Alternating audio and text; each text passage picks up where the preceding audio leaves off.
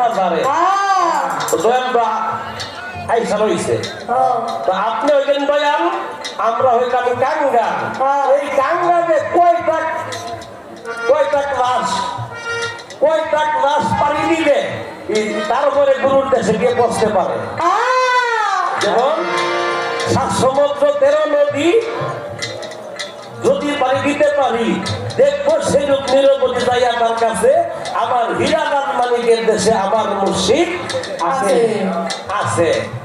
এই 7 সমুদ্র 13 নদী কি 7 সমুদ্র এই 13 নদী আপনাকে বোঝাই দিবেন এবং